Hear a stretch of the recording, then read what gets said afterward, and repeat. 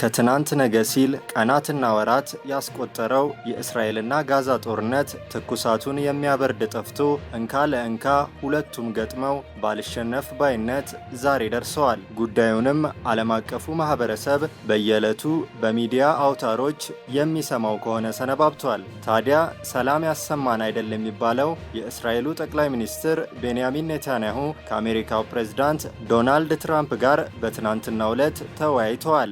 በመካከለኛው ምስራቅ ሰላምን ለማረጋገጥ ተቃርበናል ሲሉ ትራምፕ ተናግረዋል። በነጩ ቤተ መንግስት በጋራ በሰጡት መግለጫ ላይ የሰላም ስምምነቱ እጅግ እየተቃረበ ስለመሆኑ ገልጸዋል። በሰላም እቅዱ ትራምፕ 20 አዲስ የሰላም እቅድ ዝርዝሮችን አስቀምጠዋል። ከነዚህም መካከል በእስራኤልና በጋዛ ያለው ጦርነት እንዲያበቃ እንዲሁም በፍልስጤም ግዛት ውስጥ የተያዙ የእስራኤል ምርኮኞች እንዲፈቱ ያካትታል። ትራምፕ ሲናገሩ እንዲህ ብለዋል። ሁሉንም እጅግ አድርጌ አመሰግናለሁ። ይህ ትልቅ ቀን ነው ሲሉ ተናግረዋል። ስለ ጋዛ እየተናገርኩ አይደለም። ጋዛ አንድ ነገር ነው። ነገር ግን እያወራን ያለነው ከጋዛ ባሻገር ነው። ስለ አጠቃላይ ስምምነቱ ሁሉም ነገሮች መፍትሄ ስለሚያገኙበት በመካከለኛው ምስራቅ ያለ ሰላም ልንለው እንችላለን ሲሉ አክለዋል። እኔና ኔታንያሁ በበርካታ ጉዳዮች ዙሪያ ውይይት አድርገናል። በኢራን፣ በንግድ እንዲሁም የጋዛ ጦርነት ስለሚያበቃበት ሁኔታ፣ ይህ ደግሞ በቀጠናው ዘላለማዊ ሰላም ልንለው እንችላለን ሲሉ ትራምፕ በንግግራቸው ገልጸዋል። በተጨማሪም ኔታንያሁን የመካከለኛው ምስራቅ መሪዎች ቱርክ፣ ኢንዶኔዥያና አውሮፓን አመስግነዋል። የአረብና ሙስሊም ሀገራት በብዙ ጉዳዮች ቃል ገብተዋል። ጋዛን በፍጥነት ከወታደራዊ ኃይል ነፃ ማድረግ፣ የሐማስና ሌሎች የሽብር ድርጅቶችን አቅም ማዳከም ይገባል ብለዋል ትራምፕ። ሐማስ ከሀገሪቱ ጋር ለመነጋገር ፈቃደኛ መሆኑን ሰምቻለሁ፣ ይህም ጥሩ ነገር ነው ሲሉ አክለዋል። እኛ የሁሉንም የሽብር መሰረተ ልማቶችን፣ የጦር መሳሪያዎችን እንዲሁም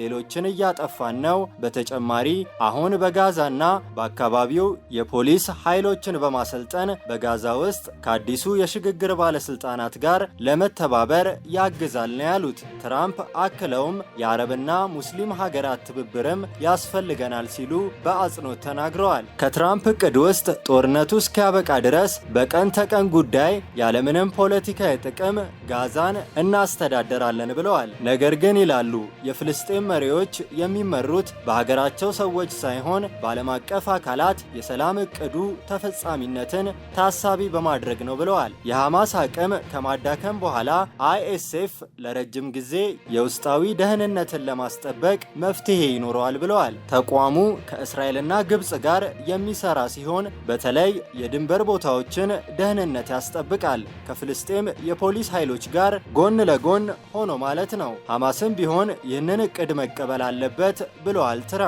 ባለፉት 5 እና 4 ዓመታት ከተለያዩ የነሱ ሰዎች ጋር ተነጋግረናል ሲሉ ገልጸዋል። እንደ አልጀዚራ ማርዋን ቢሽራ ዘገባ ከሆነ ይህ ሐሳብ ለሐማስ እጅ መስጠትን ያካትታል። ትራምፕ ይህ እቅድ ፍልስጤማውያን ለወደፊት እጣቸው ኃላፊነት የሚወስዱበት እድል ነው ብለዋል። በርካታ ፍልስጤማውያን በሰላም መኖርን ይሻሉ፣ ይህንንም አይቻለው፣ እናም ድጋፍ አላቸው ሲሉ ገልጸዋል። የፍልስጤም ባለስልጣናት እንደ አውሮፓውያን አቆጣጠር በ2020 የሰላም ራዕይን ያቀረብኩትን ማሻሻያ ካልተጠናቀቀ ተጠያቂ የሚሆኑት ራሳቸው ነው ብለዋል። ከጋዛ የሚዘግበው ታሪክ አቡ አዙም እንዳለው ሰዎች የዚህ እቅድ ስኬት ላይ ጥርጣሬ እንዳላቸው ተናግሯል። ብዙ ፍልስጤማውያን ሐማስን ከወታደራዊ ስልጣን ማስወገድ ውድቅ ሊሆን ይችላል ብለው ያምናሉ ብለዋል። አሁንም ሰዎች የእስራኤል ጦር ከጋዛ መውጣቱን፣ የፍልስጤም እስረኞች መፈታትና ጠብ ዳግም እንደማይቀጥል ዋስትና የሚሰጥ ማንኛውም አይነት ጦርነት ማቆም በጉጉት እየተጠበቁ ነው።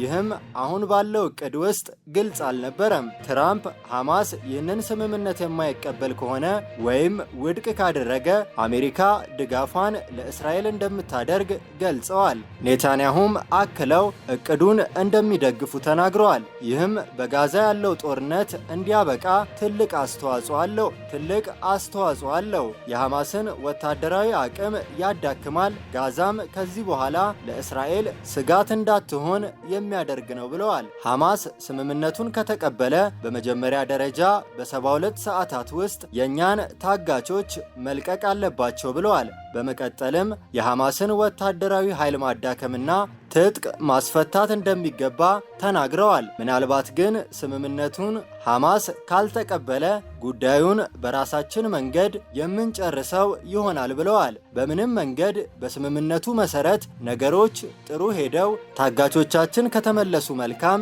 ይህ ሳይሆን ቀርቶ የምንፈልገውን ትብብር ካላገኘን ይቅርታ ክቡር ፕሬዝዳንት፣ ወደ ጦርነት የምንመለስ ይሆናል ሲሉ ኔታንያሁ አስረድተዋል።